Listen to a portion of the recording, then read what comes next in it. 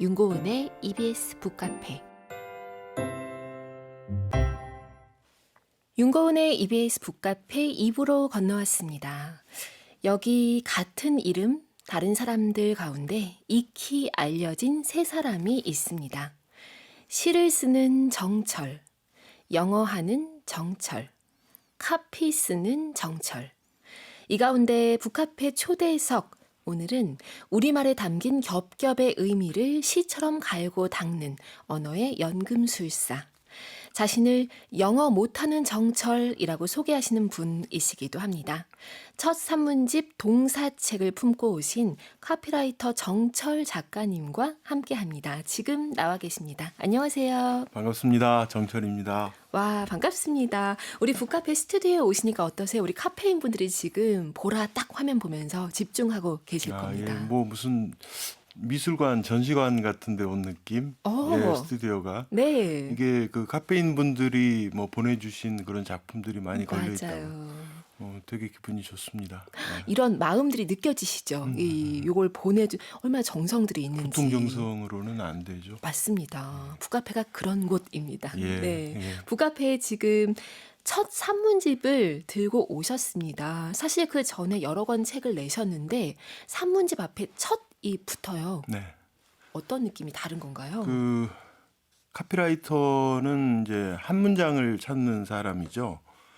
짧은 글. 그러니까 그렇죠. 지금까지 낸 책들이 되게 이제 짧은 글로 된 그런 에세이들을 냈는데 긴 글에 대한 욕심 같은 게 좀 있었고 오. 옆에서 조금 부추기는 세력도 좀 있었고 해가지고 오. 긴 글을 써보자 해서 이제 처음으로 이제 본격 산문집을 네. 내게 됐고요.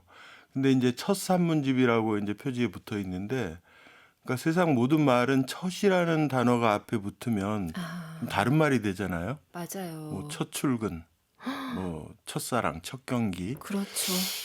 그게 이제 떨림 혹은 뭐 설렘 뭐 이런 걸 거예요. 네. 이 책을 처음 이제 첫 산문집으로 낸 제 지금 기분이 떨림, 설렘 뭐 이런 느낌입니다. 와, 떨림과 설렘이다라고 하셨고요. 지금 김상민 님이 네.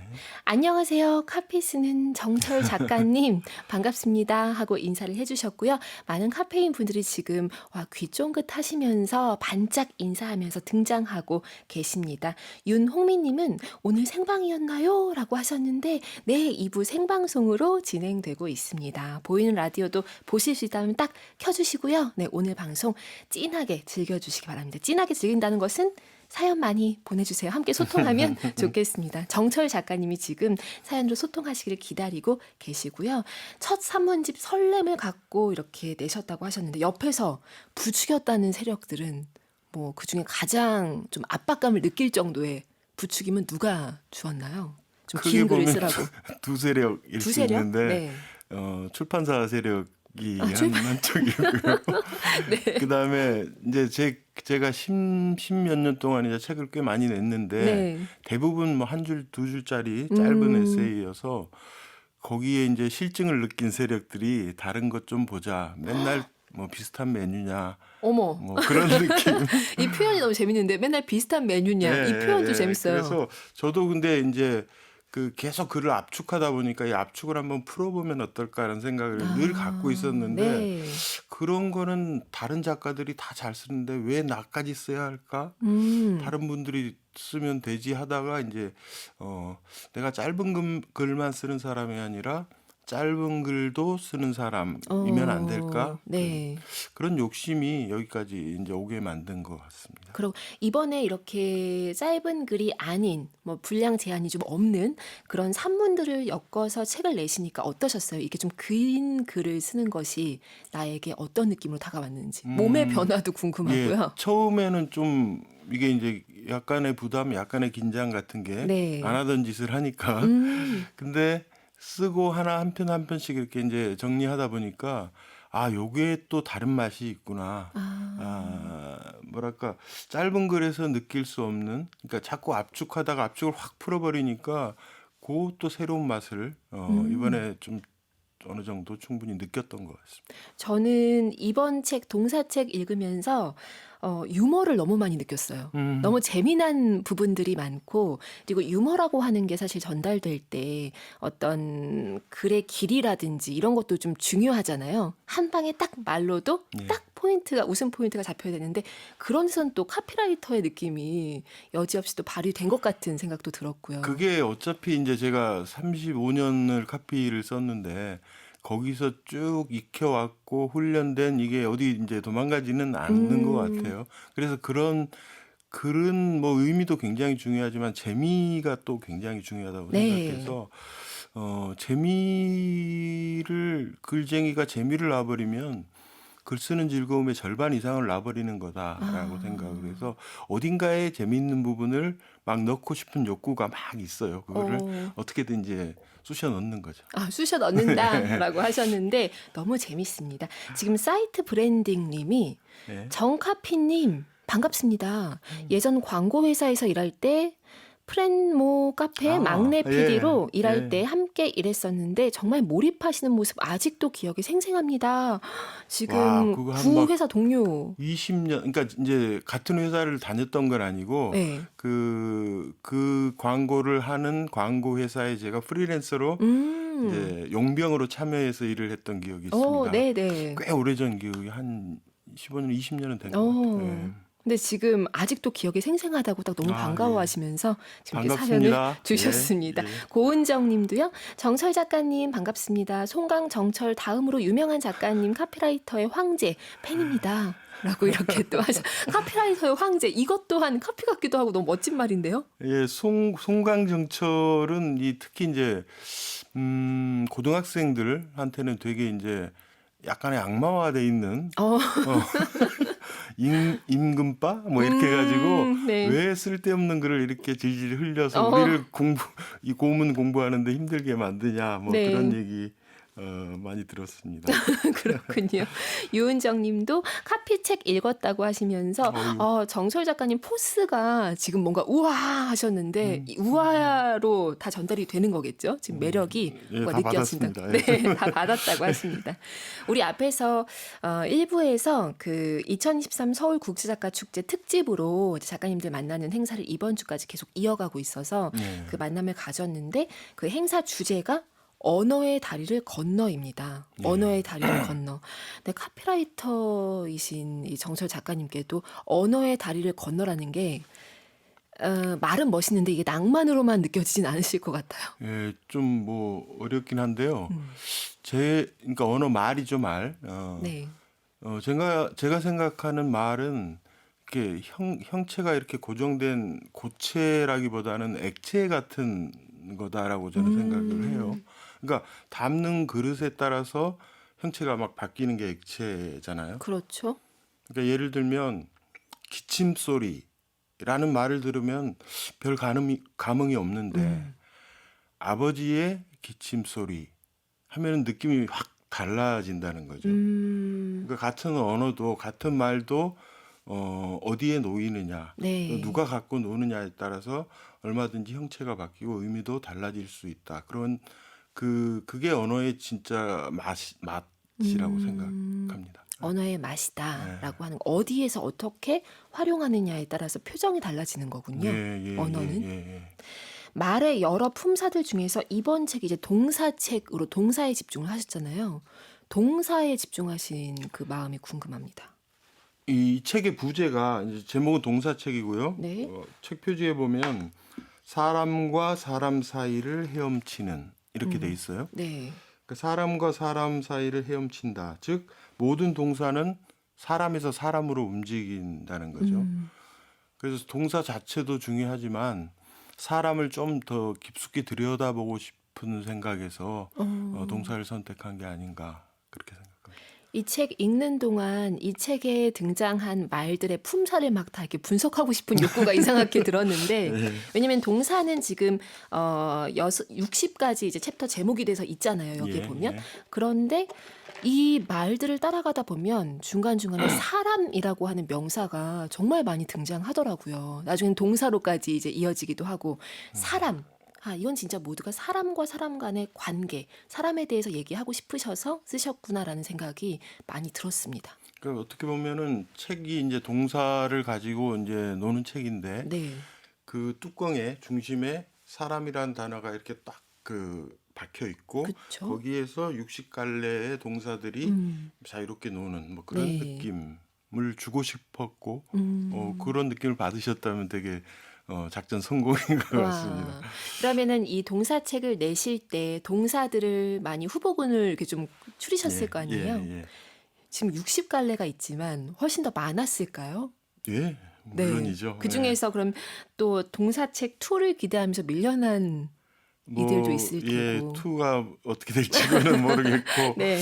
음, 뭐 재선에서 많이 밀려난 것도 있었고, 출판사 에디터와 협의 과정에서 음. 억울하게 밀려난 뭐 그런 동사들도 있었는데, 네. 책 한 권 분량으로 이 정도가 적당하겠다 해서 대충 60개 정도로 정리가 됐어요. 예, 그렇군요. 이 책 제목 내실 때도 이 꿈꾸신 얘기도 너무 재밌더라고요. 네. 이제 카피책이라고 하는 게 너무나 명료하고 매력적인 제목이었기 때문에 예, 이번 책 첫 산문집 쓰시면서 어떤 제목을 앞에다 붙일까 예. 고민하시는 과정 중에 꿈에서 신령님을 만나셨다고. 예, 그 가끔 누구나 그런 경우 있잖아요. 꿈에서 뭔가를 이제 신령을 만나든 뭔가 뭔가 아이디어를 얻었는데 그걸 머릿속에 딱 집어넣고 다시 잠이 들어서 아침에 깨면 그게 휘발되고 없는 아, 경우들이 있잖아요. 네. 이번 책 할 때도 제목 고민을 계속 하다가 꿈에서 신령이 뭘 하나 줬는데 신령이 나타나서 그 신령님은 자주 나오시는 분인가요? 아니면 뭐 처음 보는 분? 아니요, 제 전용 신령이 하나 있어요. 그래요? 예, 그러니까 네. 하얀 머리에 하얀 수염을 이렇게 기르신 좀 분인데, 전형적인 모습의 신령. 예, 네, 네. 뭐 하나 줬는데 딱 제가 고민하던 음. 이거다라는 느낌이 들었는데, 아침에 이제 다시 잠이 들었고, 다시 아침에 이제 그 생각을 하니까 그게 이제 없어져 버린 거죠. 제 어, 머릿속에서 누가 청소를 해버린 거죠. 근데 그게 생각이 안 나니까 막 더 막 미치겠는 거죠. 이게 어떡해요. 진짜 이건 것 같고. 음. 그러다 이제 계속 고민할 수가 없어서 이제 마음을 달리 먹게 된 거죠. 네. 그 책은 정말 아주 바보 같은 제목이었을 거야라고 어, 스스로한테 네. 막 얘기를 한 거죠. 어, 그런데 제가 이게 유머가 느껴진다고 했던 부분이 바로 이제 이런 장면을 쓰실 때도 책 안에 그 신령님의 입모양을 막 떠올리려고 네, 애쓰는 작가님 모습이 이렇게 또 묘사가 되어 있는데 그런 게 너무 공감이 되는 거예요. 소리는 기억 못해도 입모양이라도 알면 뭐라도 그러니까 초성이라도 좀 잡으려고 애를 쓰는 모습 이런 게 너무 인간적인 매력이 느껴지더라고요. 그런 게 이제 제가 이제 카피책에서는 그것을 이제 구체성이라고 음, 말씀을 드렸는데 네, 구체적인 글은 머릿속에 이렇게 그림이 그려지잖아요. 네, 방금 말씀하신 그 신령의 입모양을 기억하려고 애썼다. 이게 머릿속에 그림이 막 쉽게 그려지잖아요. 그렇죠, 그런 그렇죠. 글들이 저는 좋은 글이라고 생각합니다. 네, 이 안에 가득 있습니다. 동사책 안에요. 자, 장영은님, 아주 소심한 극 아이의 성향인데 동사책 읽으면 저도 활동적인 사람 될 수 있을까요? 오늘 듣기만 했는데도 정철 작가님 기운 듬뿍 받아 2로 발돋움할 것 같아요라고 하셨어요. 아이 성향의 아, 사람인데 2로 조금 나아가고 싶으신 거예요. 그거 저는 잘 모르는데. 그러니까 뭐 내향적인 성향이지만 이제 외향적인 사람이 될 수 있을까 그러니까요. 하는 그런 거죠. 의미이신 네, 것 같아요. 예. 네, 동사를 들여다보고 동사가 뭐 수없이 많고 저는 60개 동사를 어떤 방법이든 선택을 했는데 음, 어, 나랑 맞는 동사, 내 동사는 뭘까 이런 거 한 번씩 그 카페인님들도 한 번쯤 생각해 보면 좋을 것 어, 같아요. 내 뭐, 동사, 내 동사는 뭐 누군가는 가다듬다일 수도 있고, 그쵸. 누군가는 뭐 걷다일 수도 있을 것이고, 음, 예, 뭐 얼마든지 그러면서 자기 정체성을 조금씩 자기 스스로 이렇게 만들어 나가고 키워 나가는 음, 동사로부터 그 일을 시작해도 좋을 것 같다라는 생각이 문득 들었습니다. 그러네요. 유독 더 편애하는 동사 이런 거 몇 개 좀 있죠. 품고 살아도 괜찮잖아요. 예, 예, 그쵸? 예, 예, 예. 그런 이야기 오늘 계속 나눌 테니까요. 2시까지 함께 해주시고요. 작가님은 그 60갈래 동사 중에서 맨 앞자리에 네. 저지르다를 두셨어요. 예. 저지르다. 음, 되게 이제 어떤 도전을 하자고 하면 이런 말을 많이 합니다. 하고 싶고 알겠는데 아직은 내공이 부족하니까 내공을 조금 더 쌓은 후에 내가 도전하겠습니다. 이런 대답들을 많이 하거든요. 그렇죠. 근데 내공이 쌓인 후에 도전하겠다라고 말하는 사람은 도전을 못한다고 저는 생각합니다. 그러니까 내공이 쌓이기를 기다리는 사람에게는 내공이 쌓이지 않는다. 내공은 그러면 언제 쌓이느냐? 네. 하나를 실패할 때마다 하나씩 쌓인다. 실패가 없으면 그럼 안 쌓이는 거예요? 네. 오, 그러니까 뭔가를 저질러야 네. 실패든 성공이든 어떤 결과를 받아들잖아요. 그게 내 내공이 된다는 거죠. 근데 성공만 내공이 되는 게 아니고 실패도 내공이 되는데 그 실패에 대한 부담, 네. 뭐 이런 아픔 그런 게 이제 두려워서 자꾸 한 발씩 이렇게 뒤로 물러나는 그래서는 내공이 잘 안 쌓인다는 거죠. 그래서 여기서는 저지르다의 반대말이 수습하다가 아니라 망설이다 일 수도 있겠다라고 글로 정리를 해놨습니다. 그러니까 망설임 그러니까요. 없이 좀 도전하자. 저지르고 난 다음에 수습하는 이쪽만 생각을 하지 보통 우리가 저지르기 전에 그냥 흘려보내는 시간들이 많다는 것을 좀 잊고 있다가 네. 작가님 책 거의 첫 챕터 보고 나서 그러네. 저지르기 전의 단계들 그냥 흘려보낸 에너지가 되게 많을 수도 있겠다라는 생각을 좀 하게 됐어요. 예. 그래서 이 글은 막 조금 그 다른 글에 비해서 이제 온도가 따뜻하거나 이런 글은 아니잖아요. 다른 네. 글들에 비해서 또 재밌거나 그런 글도 아닌데 굳이 이제 이 글을 첫 글로 내보내게 된 것은 젊은 친구들이 이렇게 자꾸 망설이고 음. 그다음에 뭔가를 하는데 주저하고 네. 이런 거에 대해서 그렇게 하지 않아도 돼라고 말해주는 뭐 형, 선배 뭐 그런 느낌을 주면 어떨까라고 저보다도 출판사에서 이걸 1번으로 가자라고 하기에 출판사 세력의 선택이다? 네, 그 세력 아까 그 세력 아까 그 세력이 네.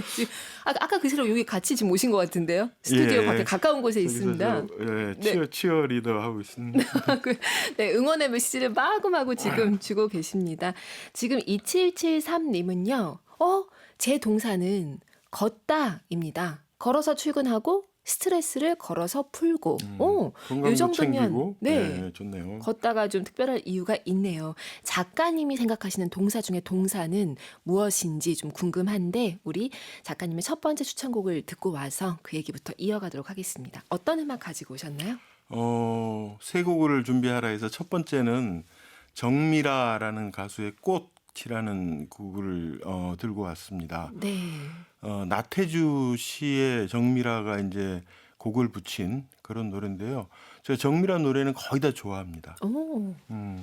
가사도 좋고 해서 다 좋아하는데 별이라는 노래도 좋고요. 네. 서울역에서 출발이라는 노래도 되게 좋아요. 그래서 특히 이 꽃이라는 노래는 저한테 전화를 하면 이 노래를 듣게 됩니다. 진짜. 제 칼라링이 와. 꽃입니다. 그래서 첫 번째로 들고 왔습니다. 좋습니다. 작가님께 전화하는 기분으로 듣겠습니다. 듣고 올게요.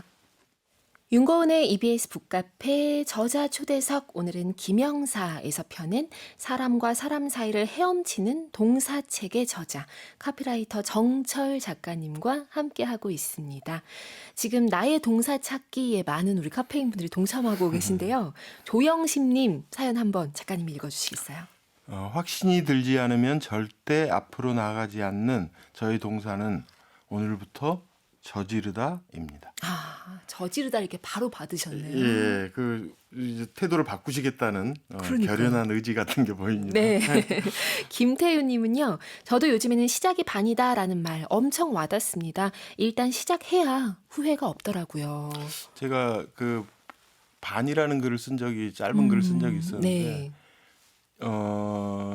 저지르는 게 반이고 믿는 게 반이다. 일단 저지르고 그다음에 자기가 저지르기 시작했으면 자신을 믿는 게 네. 나머지 반이다. 어, 그런 생각을 해봤어요. 저지르고 나서 믿어줘야 믿고 되네요. 가야죠. 예. 뒤돌아보고 후회하고 하지 말고. 실패해도 좋으니까. 왜? 아. 내공이 쌓이니까. 그러네요. 진짜 그러네요. 자, 김혜경님. 어떤 동사들 선택됐을까 너무 궁금하셔서 이제 차례랑 좀 보셨나 봐요. 첫 동사는 저지르다군요. 작가님이 글 쓴 의도가 잘 전달되는 것 같습니다. 의기소침한 청년들에게도 일상이 안주한 어른들에게도 큐 사인이 되어줄 것만 같은 이라고 하셨어요. 마법의 큐 사인 이렇게 주는 그런 시작이었던 것 같고요. 이렇게 제안해준 이제 분들이 출판사 세력이라고 얘기하셨는데 류수련님이 출판사 세력 이 말 너무 재밌다고. 참고로 북카페에는 수뇌부 세력이 존재합니다. 우리는 이제 제작진은 수뇌부에서 이게 말의 이제 발음상의 어떤 요 언어 유희를 이어서 지금 수뇌부, 나는 수뇌아부지. 수뇌부를 생각을 했는데 거기도 괜찮은 그런 거예요. 의미를 다 갖고 포함. 있는. 예. 네, 최윤정님 사연 한번 읽어주시겠어요?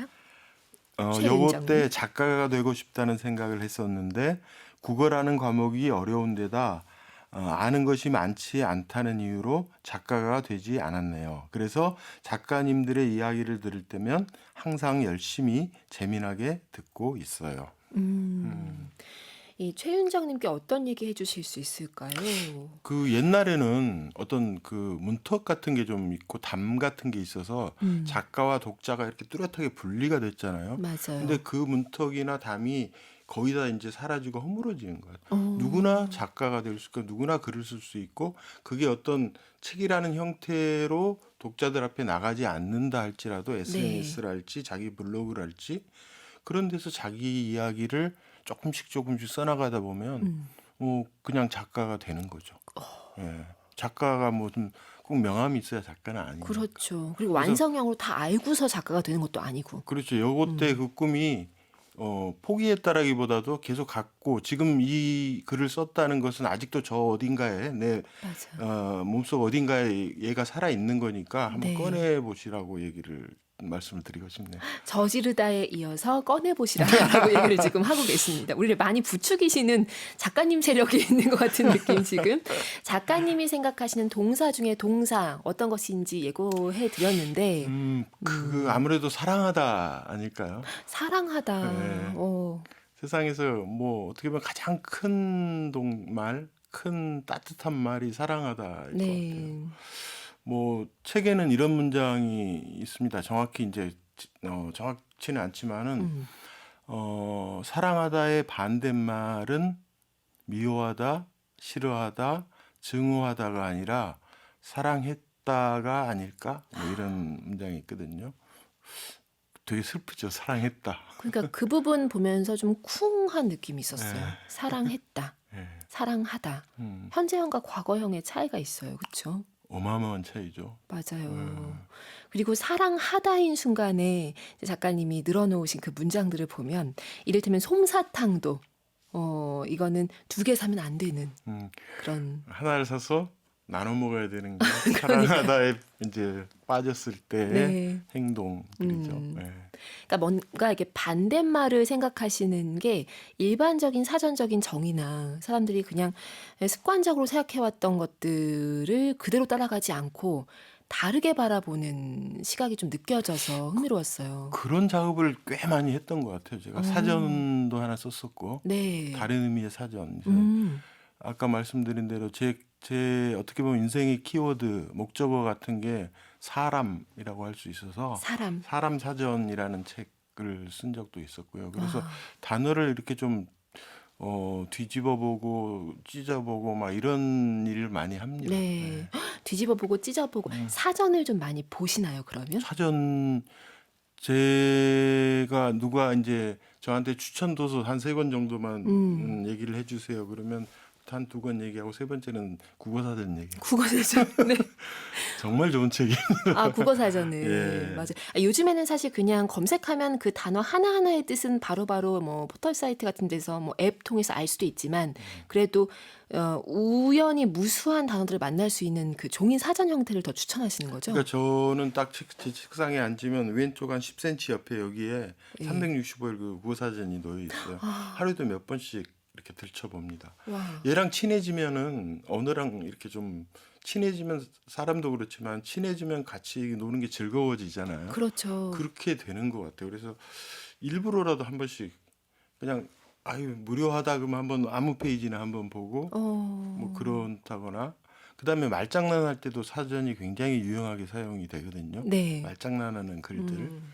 그리고 이제 사람들이 그 존재 자체를 잘 모르기도 하는데 우리말 역순사전이라는 사전이 또 있어요. 네. 그러니까 국어사전이 기역에서 희역까지 가나다 순으로 쭉 단어를 늘어놓은 게 국어사전인데 역순사전은 뭐냐 한 단어의 마지막 단어를 가지고 가나다 순으로 이렇게 늘어놓은 와. 책이에요. 뭔가 이렇게 의자 배치 같은 거 바꿔서 하는 뭐 이런 네, 근데 약간 그게 어떤 그 라임 맞추는 글을 쓴다거나 그럴 때 음. 되게 활용하기가 좋거든요. 그럴 것 같아요. 예, 어. 그래서 그런 것도 한번 찾아보시라고 말씀드리고 싶네요. 국어사전, 우리말 역순사전 예. 이렇게 2권 정도 알고 있으면 삶이 달라질 것이다. 네, 뭐 라고. 달라지게 하겠어요. 달라지지 않을까요? 네, 네. 그래도 말들을 조금 다르게 쓰고 알게 된다면 달라지는 걸로 하죠. 네, 저지르는 거죠. 네. 그냥 일단은 그다음 믿고 사랑하는 거고. 책에 보니까 작가님이 경계하시는 3마리의 개가 있다고 하던데요. 네. 어이, 네. 어머개 이런 의미 어떤 건가요? 다르게, 낯설게, 나답게. 아, 요 3마리가 이제 제가 뭐 글 하나를 쓸 때도 그렇고 광고 한 편을 만들 때도 그렇고 하루하루 살아가면서도 이 3마리 개를 손바닥에 올려놓고 이제 저 자신한테 질문을 하는 거죠. 너 오늘 이렇게 살았니? 라고 질문을 네. 하는 거죠. 물론 이제 대답은 맨날 신통치 않지만 그 질문을 하는 거고 그 다르게 낯설게 나답게인데 가장 어려운 게 나답게인 것 같아요. 사실 저도 나답다는 게 정확히 뭔지 모르고 헷갈릴 때가 굉장히 네. 많거든요. 그런 경우에는 나답지 않은 말, 나답지 않은 글, 나답지 않은 행동을 막 피해 가다 보면 어딘가에 나답게가 이렇게 모여지는 그런 지점들이 보이기 시작하더라고요. 오. 그래서 나답지 않은 쪽을 자꾸 피해 가다 보면 나답게 쪽으로 조금이라도 갈 수 있지 않을까 그런 생각을 합니다. 그게 좀 힌트가 될 수 있겠네요. 하긴 나다운 게 뭐지? 이렇게 너무 광활한 데서 뭐 하나 찾는 느낌인데 나답지 않은 것들을 다 이렇게 빼고 피해가고 하다 보면 네. 나답게를 볼 수 있게 된다. 그 제가 이제 제 책을 혹시 이제 가끔 제 책을 이렇게 들고 사인 네. 해주라고 얘기를 하면은 그 사람의 이름을 묻고 그 사람 이름 바로 뒤에 답게라고 붙입니다. 윤고은 답게 이렇게 사인을 하거든요. 네. 그럼 그 사람들이 이렇게 책을 사인을 받아들고 한참 동안 이제 생각을 하는 거죠. 나다운 게 뭘까라고 그쵸. 생각을 맞아요. 비로소 해보는 거죠. 음. 그 생각을 하게 하는 것만으로도 그 사인이 저는 굉장히 의미 있는 사인이다라고 와. 스스로 생각합니다. 너무 좋습니다. 이 답게를 붙이기 시작한 것은 언제부터였나요? 글쎄요, 꽤 된 것 같아요. 어. 예, 답게라는 그 이제 물론 그 광고쟁이로 살 때보다도 이제 광고쟁이와 작가 일을 이제 이렇게 이모작처럼 같이 하기 시작하면서 제 자신한테 질문을 많이 하게 되잖아요. 네. 글을 쓴다는 거는 자기한테 묻고 자기한테 대답하는 그 끊임없는 그 행위인데 그렇죠. 묻다 보니까 이제 나답게라는 게 뭔가를 자꾸 이제 대답을 하면서 이게 나다운 대답이 맞나? 뭐 이런 생각 네. 하다 보니까 이제 답게라는 말이 정말 어떻게 보면 사람이라고 아까 제가 얘기를 했는데 그만큼 중요한 말 중에 키워드 중에 하나인 것 같다라고 생각합니다. 저는 책에 그 첫 사인을 어쨌거나 네. 내가 초판을 인쇄하면 그 중에 한 분은 나에게 선물하시는 그 과정이 또 몇 네. 문장 나와 있잖아요. 그것도 참 정겹고 낯설어서 좋았어요. 이를테면 이런 거 있잖아요. 이런 구절이 있었어요. 나는 내가 쓴 책이 인쇄되어 나오면 우선 읽는다. 나랑 똑같은 생각을 하는, 똑같은 관찰을 하는, 똑같은 글쓰기를 하는 작가의 책을 읽는 건 늘 유쾌한 일이다. 이거 보니까 그러네요. 사실 내 생각이지만 책이 돼서 인쇄되어 옷을 입고 나오면 좀 낯선 상황이기도 한데 그 안에서 나를 닮은 생각을 만나는 예. 재미가 얼마나 있을까라는 생각이 막 들었어요. 그 PC 안에 있던 똑같은 글인데 네. 얘가 뭐 이렇게 다른 외출복을 입고 내 앞에 이렇게 땅 하고 나타나는 그런 그쵸. 느낌이잖아요. 그렇죠. 그러면 다시 악수도 해야 될 것 같고 어. 다시 인사도 해야 될 것 같고 뭐도 물어봐야 될 것 같기도 하고 그래서 정독을 한 번 합니다. 그렇게. 제가 그리고 저한테 사인을 해주고. 사인도 해주고 예. 그 과정 너무 소중하게 다가왔습니다. 이 동사책 중에서 작가님이 직접 고르신 한 대목을 작가님 육성으로 듣고 싶습니다. 제가 이 작가님께 살짝 질문 드렸었거든요. 아까 음악 나갈 때 혹시 저희가 얘기하다가 다 얘기를 못해도 꼭 요거는 꼭 했으면 좋겠는 어떤 질문 같은 게 있나요? 했더니 다른 질문은 없고 낭독은 꼭 했으면 좋겠다고 하셔서 낭독은 기둥 같은 겁니다. 당연히 할 겁니다라고 했는데 바로 그 부분입니다. 기둥, 대들보 같은 그 코너 속 코너 같은 느낌. 작가님 낭독 듣고 올게요.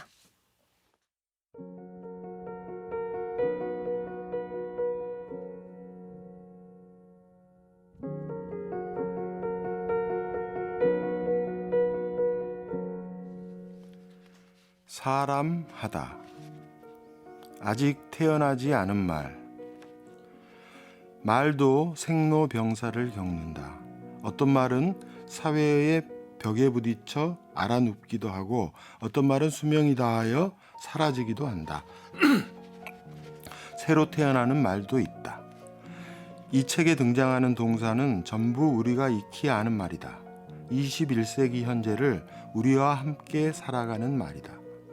그런데 이런 말만 이 책에 실릴 자격이 있는 걸까? 아직 태어나지 않은 말도 하나쯤 있어주면 안 되는 걸까? 사람하다. 이런 말은 없다. 나는 이 말이 없는 말이라는 사실이 믿기지 않는다. 사람으로 태어나 마땅히 해야 할 노릇을 하는 것. 이런 뜻을 지닌 말이 왜 없을까? 사랑하다와 거의 동시에 만들었어야 할 말을 왜 만들지 않았을까? 게으름일까? 깜빡 놓친 걸까? 아니면 사람하다와 인간하다 둘을 놓고 수천 년 고민하고 있는 걸까?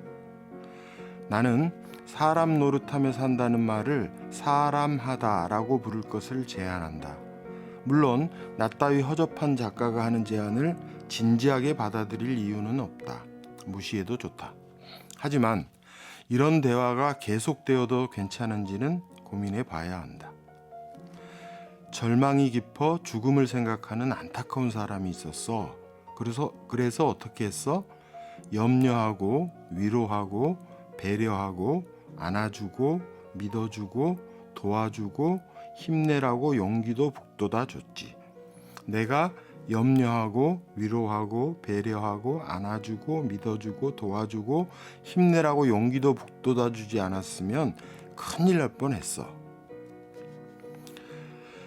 염려하고 위로하고 배려하고 안아주고 믿어주고 도와주고 힘내라고 용기도 북돋아주는 행위를 한마디로 표현하는 말이 생기지 않는다면 내일도 모레도 이런 어지러운 대화가 이어질 것이다.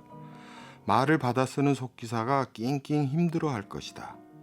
그러나 염려하고 위로하고 배려하고 안아주고 믿어주고 도와주고 힘내라고 용기도 북돋아주는 행위를 사람하다라고 표현하자는 제안에 세상이 동의한다면 속기사 어깨가 가벼워질 수 있다. 대화는 이렇게 바뀔 테니까. 마포대교 중간쯤에서 걸음을 멈춘 사람이 있었어. 그래서 어떻게 했어? 사람했지. 내가 사람하지 않았으면 큰일 날 뻔했어. 짧은 대화가 무조건 좋다는 이야기가 아니다. 짧게 분명하게 어지럽지 않게 뜻을 전달할 수 있다면 주저하지 말고 새로운 말을 만들자는 것이다.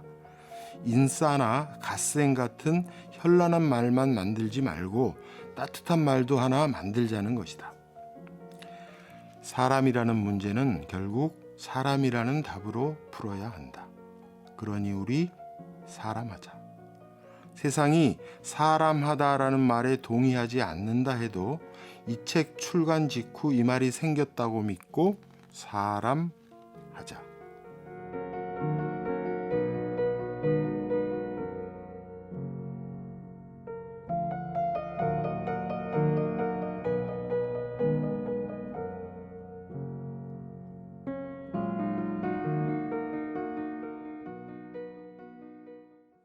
정철 작가님 낭독으로 동사책에 실린 동사들 가운데 마지막 60번째 동사 사람하다 듣고 왔습니다. 여기서 작가님의 두 번째 추천곡 듣고 돌아와서 이 얘기 계속 이어가도록 하겠습니다. 두 번째 추천곡은 어떤 건가요? 아까 제가 말씀드렸듯이 저는 구체적인 글이 좋은 글이라고 네. 생각합니다. 그러니까 머릿속에 그림이 이렇게 그려지는 그런 글. 근데 노래 가사도 마찬가지일 오. 겁니다. 그래서 이번 추천곡은 천지인이라는 그룹의 청계천 네. 팔가라는 노래인데요. 이 노래는 그냥 듣지 마시고 그러니까 눈을 감고 머릿속에 그림을 이렇게 그리면서 한번 들어보시라고 권하고 싶습니다. 그러면 와. 우리 삶의 고단한 그런 풍경화 같은 게 머릿속에 몇 장 그려질 수 있을 거라고 생각합니다. 네, 음악 듣고 오겠습니다. 윤고은의 EBS 북카페 오늘 동사책을 품고 오신 정철 작가님과 이야기 나누고 있습니다. 음악 나가는 사이에 정철 작가님 이제 자필 사인 옆에 이미지를 그려주시잖아요. 그림을 어떤 그림으로 이제 북카페 에디션 만들 것인가 얘기를 살짝 나눴는데 정철 작가님이 마지막에 하신 말씀이 여러 가지 고민을 좀 했거든요. 사람하다를 그리는 것은 어떠냐 이제 되게 난감한 그런 거 잘 몰랐는데 네. 기습을 당해서 이거 그리고 그쵸. 또 이 드로잉 그림을 그리는 걸 제가 잘 못해서 어떻게 아이. 표현이 될지는 모르겠는데 네. 어차피 오늘 큰 틀에서 주제가 사람이고 제가 낭독한 동사도 사람하다니까 그 언저리에서 제가 어떻게든 뭔가 하나 꾸려서 네. 그려보도록 하겠습니다. 네, 너무 좋습니다. 예, 약간 잘할 수 있을까 하셔서 제가 옆에서 저지르는 거잖아요. 그다음 믿는 거잖아요. 이렇게 계속 붙이겠습니다. 사람하다 그림 오늘 사연 보내주신 카페인 분들 중에 추첨해서 드리도록 할 거고요. 낭독해주신 사람하다 들으시면서 김하영 님이 사람하도록 노력하며 살아야겠습니다라고 얘기를 해주셨어요. 누구나 따뜻한 무언가가 내 안에서 차오르는 기분을 느낄 수 있게 만드는 그런 부분이 아닌가 싶기도 하고 저는 또 이 책에 보면 묻다라고 하는 동사도 있어요. 그러니까 인생이 뭘까? 인생이 뭘까? 이렇게 하는데 이제 막 답을 많이 하거든요. 유명한 분들이. 근데 그중에 이제 제가 딱 끌렸던 답들이 해밍웨이, 네. 술렁거리되 침울하지 않는 것, 요거 그리고 리오넬 메시 90분이죠. 이런 것도 딱 들어왔는데 거기 맨 마지막에 보면 정철 작가님의 말도 있는데요.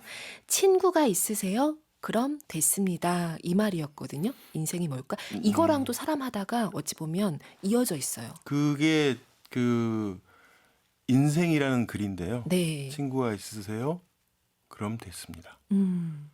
좋지 않나요? 좋아요. 저는 막 이 글을 쓰고 나는 정말 천재인 것 같다. 막 그런 맞아요. 생각을 맞아요. 어떻게 이런 글을 쓸 생각을 했을까 막 그랬는데. 그러니까요. 내 곁에 사람 하나 있으면 지금 조금 어떤 상황이든 어려운 상황이더라도 충분히 가치 있는 인생을 살고 있는 거다라고 토닥토닥거려주는 그런 글이라고 생각합니다. 맞아요. 그래서 사람하다라고 하는 동사, 나 어제 사람 했잖아. 이런 말 할 수 있다면 진짜 그게 누군가에게 곁을 내주고 네. 친구가 되어주는 행위인 거잖아요. 인생 됐습니다. 라고 말할 수 있게 만들어주는 너무 중요한 부분을 읽어주신 것 같습니다. 그리고 사랑하다로 다시 돌아가서 그 맥락을 좀 따라가다 보면 요 이제 책 안에 그 아내분에 대한 얘기들이 굉장히 많이 있는데 너무너무 재밌어요. 예, 작가님의 부부에 대한 정의 부분이 이것 또한 인생이 뭘까에 못지않은 고통내공이 아닌 표현이어서 네. 부부에 대한 정의 부분도 좀 얘기를 듣고 싶습니다. 부부를 제가 책에서 이렇게 표현을 했죠. 한 글자로는 한 글자로는 짝, 두 글자로는 두 글자로는 하나, 하나, 세 글자로는 나란히, 세 글자로 나란히, 네 네 글자로는 글자로는 평생 친구, 맞아요. 다섯 글자로는 사랑합니다. 19글자로는 19글자로는 네. 당신이 그랬다면 그럴 만한 이유가 있었겠지요. 예, 그건데요. 이거 너무 이 네. 마지막 19글자를 얘기하기 위해서 앞에 이제 한 글자, 두 글자, 세 글자 이런 게 들어간 건데 네. 부부는 그건 것 같아요. 당신이 그랬다면 그럴 만한 이유가 있었겠지요. 그러니까 집 밖에 나가서 다른 사람들이 이해 못 해주는 어떤 것도 내 아내는 혹은 내 남편은 이런 생각을 갖고 이해를 해주는 사람. 그리고 그렇게 이해해 줄 거라고 믿고 내가 행동을 음. 하고 어, 생활을 할 수 있는 그런 네. 사람이 아닌가라고 생각합니다. 그러니까요. 그리고 이 글에 대해서도 맨 마지막에 지금 얘기하셨던 그 19글자를 또 약간 비틀어서 또 음, 마무리를 하는 방식 이런 데서도 약간 글쓰기의 묘미 이런 위트를 잃지 않으시는 것들이 또 느껴지기도 해서 이건 읽으셔야 합니다. 카페인 분들이 직접 읽으셔야 할 부분인 것 같고요. 그리고 카피라이터 정철의 삶. 작가 정철의 삶, 이게 나란히 놓고 한 몸에 태우고 가시는 거잖아요. 또 이제 광고 카피와 네. 또 이 그냥 글쓰기는 또 다를 수 있으니까요. 그 두세 개를 같이 갖고 가시면서 느끼는 어떤 생각들, 또 직업병 같은 것도 책에 많이 나와 있더라고요. 그 얘기도 살짝 들려주세요. 어, 일단 생활을 저는 그러니까 남들처럼 9시에 출근하고 6시에 퇴근해야 되는 줄 알았어요. 음, 그래야 뭐 생활에 일정한 패턴이 생기고 무질서해지지 않고. 네. 근데 그렇게 생활을 하려고 노력을 했는데 잘 안 되긴 했지만 하여튼 노력은 했어요. 근데 음, 가만 생각해 보니까 왜 내가 그래야 하지? 왜 남이 내 손에 채워준 손목시계를 따라서 살아야 하지? 라는 생각을 음, 했고 그 뒤부터 저는 새벽에 일을 많이 하는 네. 스타일인데요. 새벽 3시에 눈을 뜨면 그냥 3시에 출근합니다. 작업실로. 오, 그리고 9시까지 생각하고 글쓰고를 하는 거죠. 오, 그러니까 3시에 나와서 9시까지 일을 하면은 6시간 일을 한 거잖아요. 네. 그러니까 다른 분들이 9시 출근하는 시간에 저는 이제 퇴근해도 돼요. 오늘 할 일 다 한 음, 거예요. 음, 그러니까 내가 하루에 20시간 막 집중한다고 해서 일의 능률이 오르는 건 아니잖아요. 네. 제가 하루에 집중할 수 있는 시간은 딱 6시간 정도인 것 같아요. 그러니까 어, 딱 그 시간 하고 그다음부터 낮잠 자기도 하고 놀기도 하고 어, 낮술도 먹고 뭐 네. 이렇게 사는데 전혀 문제될 게 하나도 없더라고요. 그래서 음, 어, 정해진 남이 내 손목에 채워준 손목시계는 풀어버려라. 아, 내가 내 시간은 내가 혹은 내 시계는 내가 만든다라는 생각으로 살았으면 좋을 것 같고 직업병 같은 거야 뭐 글쟁이니까 맞춤법 틀린 뭐 그런 것들 보면은 그냥 그걸 가만히 못 있고 음, 뭔가를 얘기를 한다거나 뭔가 하여튼 그런 에피소드들은 책에 조금 네. 담겨 있어서 그러니까요. 이 얘기를 안 하면 약간 뭔가 신경 쓰이고 스트레스도 받으시는 거죠. 이제 저거를 막 예, 이렇게. 뭐 길 가다가 혹은 네. 엘리베이터 안에 붙은 뭐 많잖아요. 네. 근데 그런 거는 신경이 크게 안 쓰일 때도 있는데, 음. 그러니까 SNS 같은 데서 내 가족이, 내 친구가 그런 실수를 하면은 오. 막 조바심이 나요. 이거 누가 보면 어떡하지 막. 바로 그래서 잡아줘야 막 되는데. 그 문자를 보내볼까 막 이런 생각도 하기도 하고 근데 그게 조금 또 오버하는 것 같기도 하고 해서 네. 주저하기도 하고 뭐 그런 생각들 많이 합니다. 저는 책 읽으면서 제가 음악 나가는 사이에도 질문을 드렸었지만 이 광고 카피 쓰는 거 엄청난 압박감과 싸우는 일인 것처럼 느껴지는데 제 생각에는 네. 어떻게 이렇게 사람에 대한 그 따뜻함 그리고 심지어 뭔가가 이게 도둑이 오가는 그런 상황이라고 하더라도 거기서도 약간 여유를 잃지 않고 긍정적인 면을 보려고 하는 태도들이 느껴져서 어떻게 이런 여유를 갖고 계실까라는 생각이 들었어요. 이게 뭐 천성인가 뭐 이런 차원을 떠나서 굉장히 광고 카피를 쓰는 것은 시간과 자본과 이런 것에 굉장히 밀접하게 연결되어 있는 작업이잖아요. 사실은 광고쟁이 정철과 작가 정철은 글이라는 공통점 빼놓고 네. 나아가는 방향이랄지 패턴, 생활의 패턴이랄지 음, 철학이랄지 이런 게 조금 많이 사실 다르잖아요. 그렇죠. 그리고 일을 하는 데 있어서도 광고는 내가 마침표까지 찍을 수 없는 글. 광고주가 보고 오케이를 해야 되는 글. 그렇죠. 근데 일반 작가의 글은 내가 끝까지 결정하는 그런 게 맞아요. 있으니까 그런 차이가 조금씩은 있기는 있죠. 근데 음, 어, 제 천성이 약간 그런 것도 있지만은 그 조급하게 뭔가를 진행을 해서 별로 이렇게 뭐 좋은 결과를 맛본 적이 없었던 것 같아요. 음, 음, 그래서 뭐 내 발등에 불이 떨어지면 네. 그 불로 커피를 끓여 마시면서 좀 생각을 하면서 그다음 일을 하는 게 우와. 훨씬 침착하게 대응하는 방법이다라고 저는 생각을 합니다. 너무 멋있는 말 끝까지 해주셨습니다. 오늘 우리 급속도로 흘러간 시간 이제 접어야 할 것 같습니다. 오늘 끝곡으로는 어떤 거 준비하셨어요? 아, 마지막 곡은 강어달님이라는 가수의 미안해요라는 글인데요. 네. 이거는 뭐 긴 설명이 필요 없을 것 같고 그냥 강어달님이 강어달님 했다. 아, 라고 생각하면 될 것 같고요. 한 번 들으면 누구나 한번 다시 듣기를 할 거라고 생각합니다. 대신에 오. 이제 이 노래는 비 오는 날이나 뭐 울적한 밤이나 이럴 때 들으면 더 감정이 막 확 오르는 그런 글이라서 그럴 때 한번 들어보시라고 권하고 싶습니다. 네, 이 곡 들으면서 마무리하도록 하겠습니다. 오늘 정철 작가님의 자필 사인과 사람마다 그림이 담긴 북카페 에디션 동사책 2773님, 최윤정님, 조영심님 세 분께 드리도록 하겠습니다. 북카페 홈페이지에 오셔서 확인하시고 또 주소도 남겨주세요. 오늘 나와주셔서 너무 감사합니다. 재밌었습니다. 고맙습니다. 강허달님의 미안해요 들려드릴게요. 오늘 방송은 2023 서울국제작가축제 협찬으로 지원받아서 만들어졌고요. 오늘도 카페인 분들 고운 하루 만드세요.